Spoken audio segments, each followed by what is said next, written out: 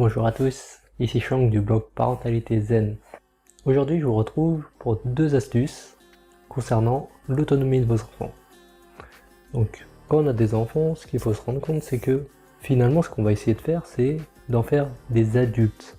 Un jour on aimerait bien qu'ils soient autonomes, qu'ils puissent se débrouiller sans nous. Donc aujourd'hui, voilà deux astuces simples que vous allez pouvoir mettre en place dès aujourd'hui. Donc première astuce, vous allez pouvoir présenter des choix à votre enfant. Donc, pourquoi présenter des choix? Donc c'est tout simplement pour leur permettre de pratiquer la prise de décision. Donc voilà, on a déjà vu des adultes, quand on leur propose des choix, ils ne savent pas quoi choisir. Entre un plat A ou un plat B au restaurant par exemple, ils se disent « Ouais, je sais pas, choisis pour moi, fais comme ça t'arrange. » Et en fait, en leur donnant des choix dès leur plus jeune âge, on les aide à prendre leurs propres décisions, à forger leur propre avis. Donc ça peut être tout simplement le matin, est-ce que tu préfères mettre ton jean ou ton jogging?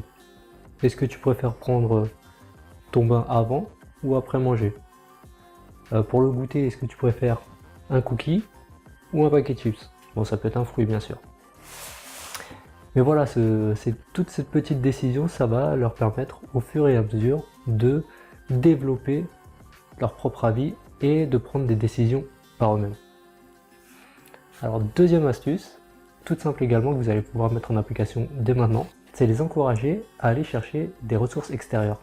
Donc, qu'est-ce que ça veut dire? Par exemple, nous on a un chat à la maison et qui s'appelle Capucine.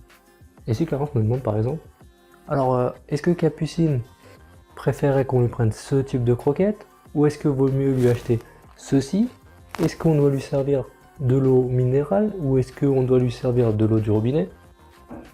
Bon, personnellement, je n'ai pas forcément la réponse. Donc, d'une part, on pourrait lui donner une réponse. Mais, ce qu'on peut faire également, c'est lui proposer d'aller voir quelqu'un qui en sait plus. Par exemple, à l'animalerie, tout simplement.